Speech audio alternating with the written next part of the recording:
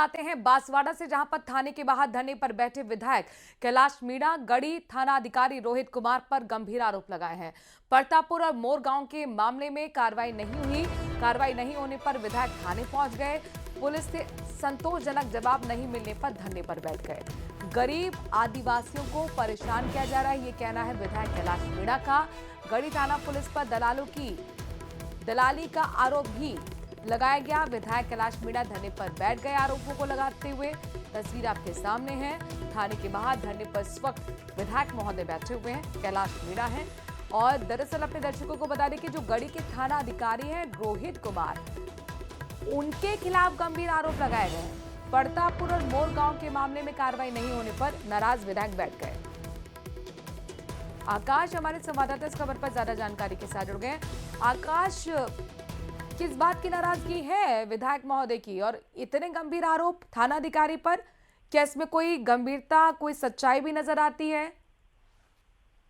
जी बिल्कुल, जो विधायक है वो गढ़ी विधायक है। लगातार भू माफिया और अवैध खनन को लेकर वो शिकायत दे रहे थे पुलिस को, लेकिन पुलिस कार्रवाई नहीं कर रही थी, जिसके चलते अब गढ़ी विधायक की खुद ही थाने में बैठ गए। जबकि खास बात यह है कि जहां राजस्थान में बीजेपी की सरकार है और बीजेपी के ही विधायक है जो किसी कार्रवाई के लिए धरने पे बैठने में बहुत बड़ी बात हो गई है।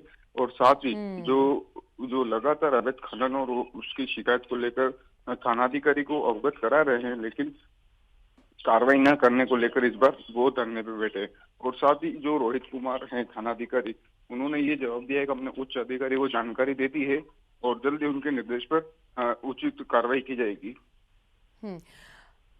जाहिर तौर पर आकाश, चूंकि खुद बीजेपी के विधायक है कैलाश मीणा, अपनी ही सरकार होने के बावजूद उन्हें धरने का सहारा लेना पड़ रहा है ताकि उनकी आवाज पहुंच पाए प्रशासन तक, और पुलिस अधिकारी उन पर ही बरस रहे हैं। कैलाश मीणा आरोप लगा रहे हैं कि यहां पर पुलिस कार्रवाई नहीं कर रही है। अच्छा, स्थिति कब से बनी हुई है और कितने समर्थकों के साथ बैठे हुए हैं कैलाश मीणा?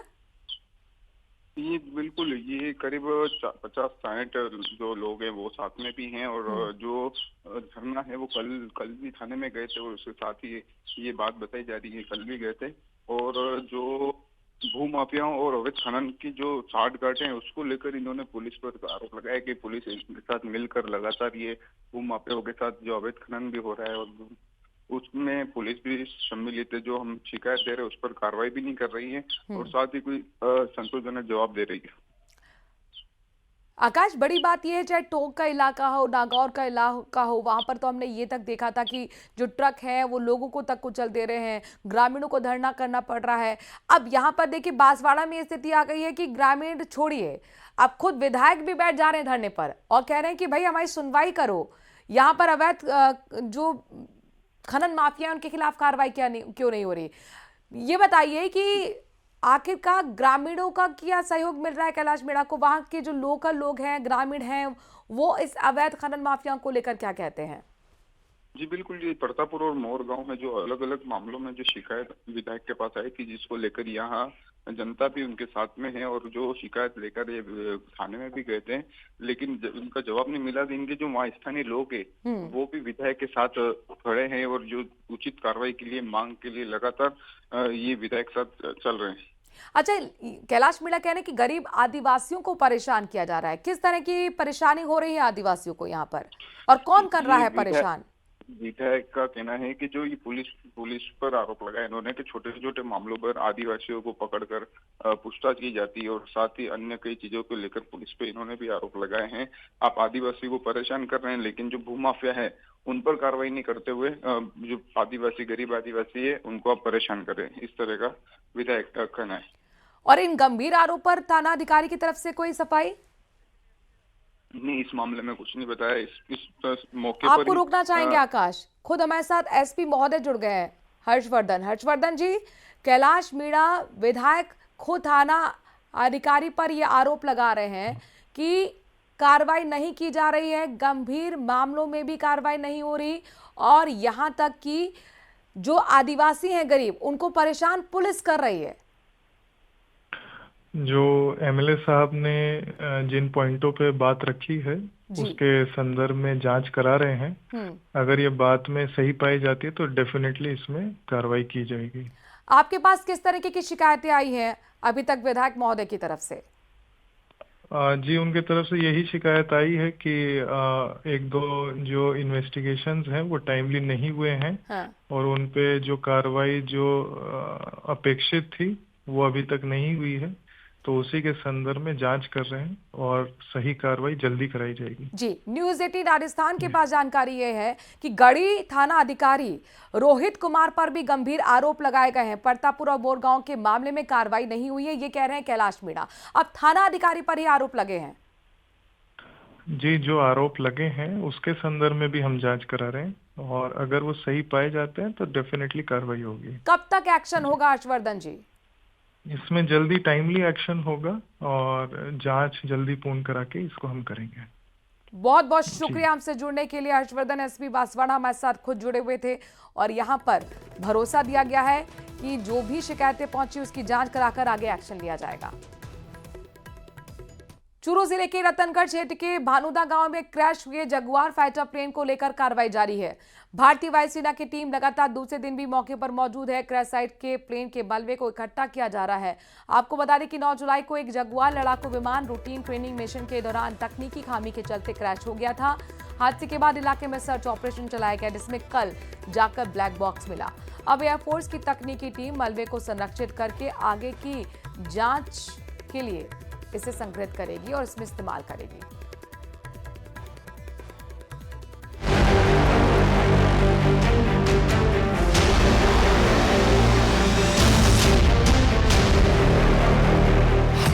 बहत्तर घंटे की तलाश, मिल गया ब्लैक बॉक्स। जगुआर क्रैश का खुलेगा राज।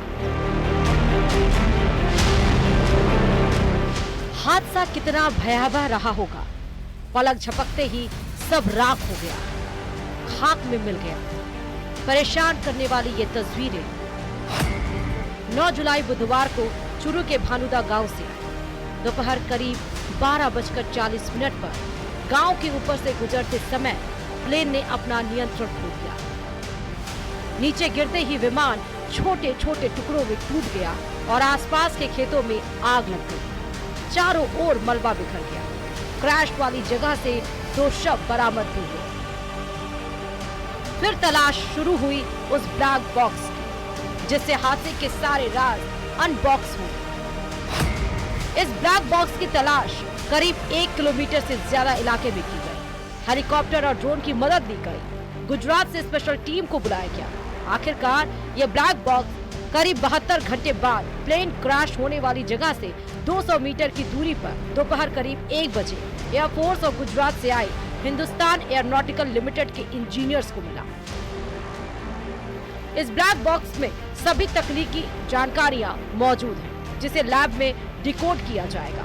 ब्लैक बॉक्स में रिकॉर्ड हुए डेटा से हादसे के कारण स्पष्ट हो पाएंगे। प्लेन के सिस्टम में कोई तकनीकी गड़बड़ी थी, मानवीय भूल थी या मौसम की वजह से कोई परेशानी हुई। इसके अलावा पायलट और को पायलट ने क्या बातें की थी, साथ ही पायलट और एटीसी के बीच क्या संपर्क रहा, विमान कितनी ऊंचाई पर था, किस स्पीड पर था, जैसी तमाम टेक्निकल बातों का भी इस ब्लैक बॉक्स से पता लग पाएगा।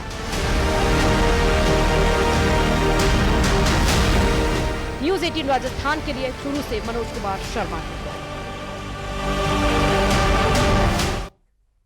और इस बीच बड़ी खबर आपको दे दें कि राज्यसभा के लिए 4 लोगों को मनोनीत किया गया है। राष्ट्रपति द्रौपदी मुर्मू ने 4 लोगों को मनोनीत किया। उनके नाम है उज्जवल निकम, जो कि जाने माने वकील हैं, राज्यसभा के लिए मनोनीत किए गए हैं। और सदानंद मास्टर राज्यसभा के लिए मनोनीत किए गए हैं। हर्षवर्धन श्रृंखला राज्यसभा के लिए मनोनीत किए गए हैं। साथ ही डॉक्टर मीनाक्षी जैन भी राज्यसभा के लिए मनोनीत की गई हैं। ये 4 लोग जिन्हें राज्यसभा के लिए मनोनीत किया गया है। राष्ट्रपति द्रौपदी मुर्मू ने इन 4 लोगों को मनोनीत किया है। तो बड़ी खबर आपको बता रहे हैं, ब्रेकिंग न्यूज है ये।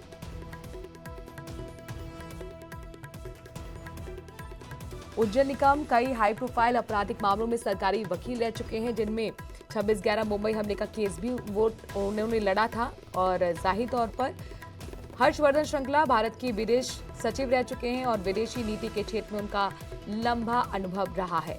राष्ट्रपति द्रौपदी मुर्मू ने 4 लोगों को मनोनीत किया है राज्यसभा के लिए।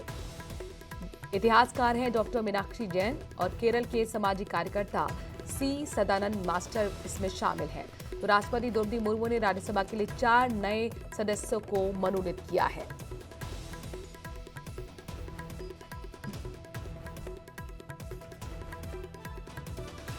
ऑपरेशन सिंदूर के बाद जम्मू कश्मीर के उपराज्यपाल मनोज सिन्हा ने पहला इंटरव्यू दिया है। न्यूज 18 के साथ एक्सक्लूसिव बातचीत में मनोज सिन्हा ने कहा कि अब आवाम खड़ी होती है तो आतंकवाद खत्म हो जाता है। हम चाहते हैं कि पर्यटक जम्मू और कश्मीर आए। अमरनाथ यात्रा पर जम्मू कश्मीर में उत्सव का माहौल है। पहलगाम में हुए आतंकी हमले और उसके बाद लॉन्च किए गए ऑपरेशन सिंदूर के बाद से जम्मू कश्मीर के लेफ्टिनेंट गवर्नर मनोज सिन्हा जी का ये पहला इंटरव्यू है। सबसे पहले तो आपको धन्यवाद कि आपने न्यूज 18 को इसके लिए चुना। आपको धन्यवाद कि आप यहां तक आए। मेरा पहला सवाल आपसे यही होगा कि जब पहलगाम की घटना हुई और उसके बाद ऑपरेशन सिंदूर हुआ, देश में लोगों के मन में एक जम्मू कश्मीर को लेकर डर बैठ गया कि जाना चाहिए या नहीं जाना चाहिए। क्या कश्मीर के हालात पूरी तरीके से सामान्य हो गए हैं, ऐसा हम मान सकते हैं? और अगर सामान्य हो गए हैं तो बहुत सारे टूरिस्ट स्पॉट्स को आप लोगों ने बंद कर दिया था, उनको कब तक पूरी तरीके से खोल दिया जाएगा? नहीं, ये सच है कि 22 अप्रैल को जो घटना बैसरन घाटी में हुई पहलगांव के, उसके कारण एक दहशत का वातावरण पैदा हुआ। जिस तरह से निर्दोष निरपराध लोगों को निशाना बनाया गया, उससे स्वाभाविक रूप से एक भय का वातावरण बना। लेकिन उसमें एक जो सिल्वर लाइनिंग है, उसको भी मुझे लगता है कि उस पर ध्यान देने की जरूरत है।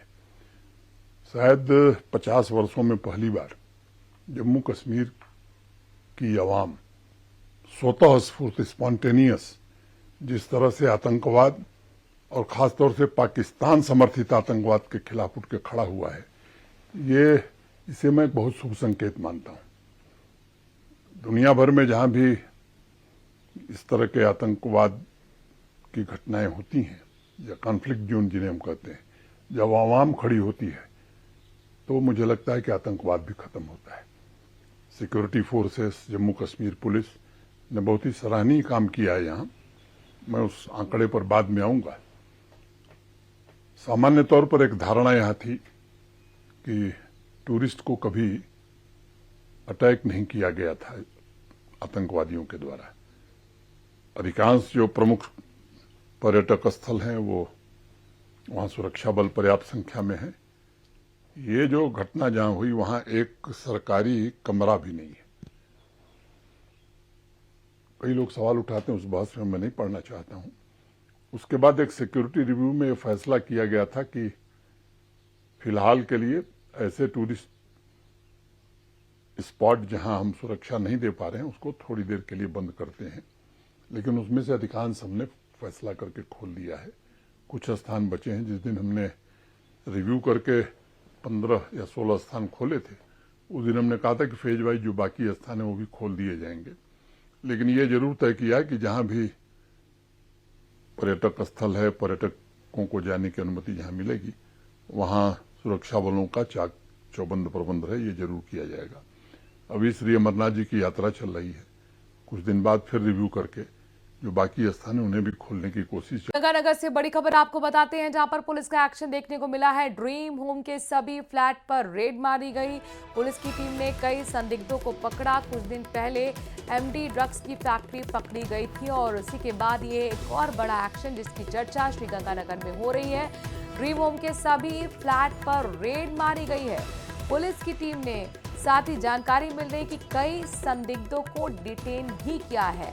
आपको बता दें कि कुछ दिन पहले एमडी ड्रग्स की फैक्ट्री भी पकड़ी गई थी और इसी दिशा में एक और ये बड़ा कदम पुलिस ने उठाया है।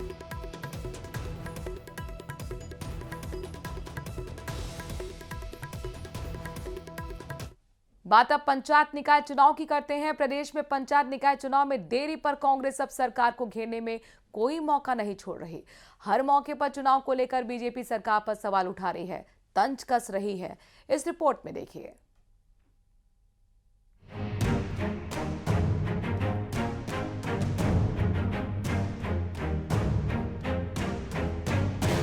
पंचायत निकाय चुनाव पर जुबानी जंग, कांग्रेस का वार, सवालों के घेरे में सरकार। पंचायती राज चुनाव का कब बजेगा बिगुल?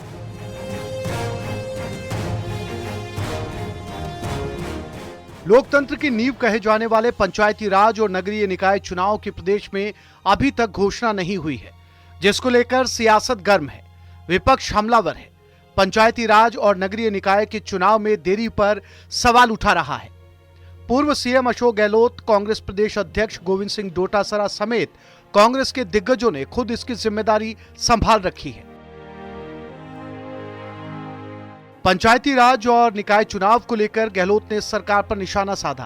पोस्ट में लिखा, 1.5 साल बनाम 5 साल की बात करने वाली भाजपा सरकार की ऐसी दुर्गति हो रही है कि वो पंचायती राज और नगरीय निकायों के चुनाव तक नहीं करवा पा रही।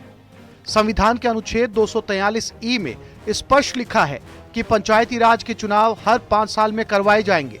इसी तरह गोवा सरकार बनाम फौजिया इम्तियाज शेख और पंजाब राज्य निर्वाचन आयोग बनाम पंजाब सरकार केस के फैसलों में सुप्रीम कोर्ट का आदेश है, हर 5 साल में पंचायती राज के चुनाव करवाए जाएं। राजस्थान की भाजपा सरकार हार के डर से सभी संवैधानिक प्रावधानों का उल्लंघन कर रही है। पंचायत निकाय चुनाव में देरी के लिए कांग्रेस ने आंदोलन की चेतावनी दी है। कांग्रेस प्रदेश अध्यक्ष गोविंद सिंह डोटासरा ने चुनाव नहीं होने पर सरकार पर सवाल उठाए।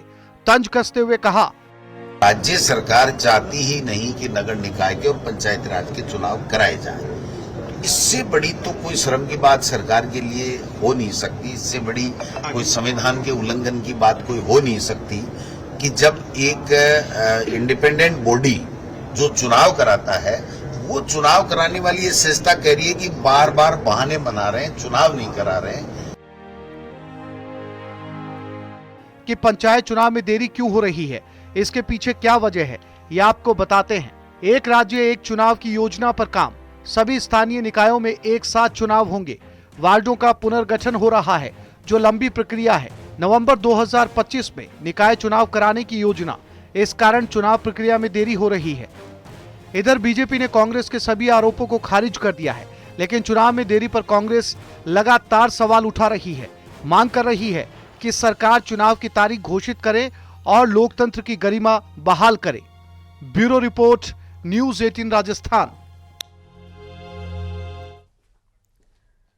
3 साल का इंतजार, तमाम कोशिशें, बार बार कलेक्ट्रेट और कॉलेजों के चक्कर, लेकिन जब मीडिया ने आवाज उठाई तो सरकार को हरकत में आना ही पड़ा। और आखिरकार न्यूज़ 18 राजस्थान की लगातार मुहिम के बाद राजस्थान की हजारों होनहार बेटियों को उनका स्कूटी का हक मिल ही गया। न्यूज़ 18 राजस्थान ने हमारी बहुत सहयोग किया, हमारी खबर को आगे पहुंचाया, इन्होंने बहुत सहायता की।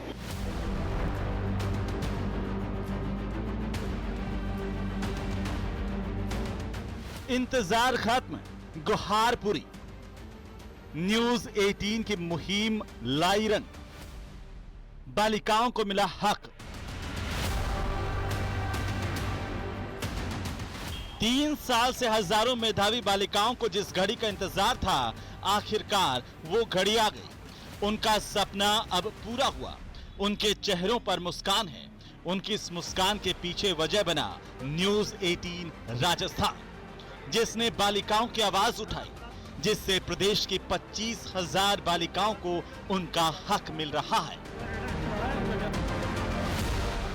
दौसा में करीब 1300 मेधावी बालिकाएं स्कूटी से वंचित थी, लेकिन अब उनमें से 30% बालिकाओं को स्कूटी मिल चुकी है। जल्द ही बाकी बच्चियों को भी स्कूटी दे दी जाएगी, जिसके लिए युद्ध स्तर पर काम किया जा रहा है। सन 2022-23 की स्कूटियां 1200 पेंडिंग थी, जिनमें से हमने 700 के ई वाउचर हमको प्राप्त हो चुके हैं। वक्त थोड़े से ब्रेक का है। खबरों का सिलसिला जारी है। प्रदेश के नंबर 1 चैनल न्यूज़ 18 राजस्थान।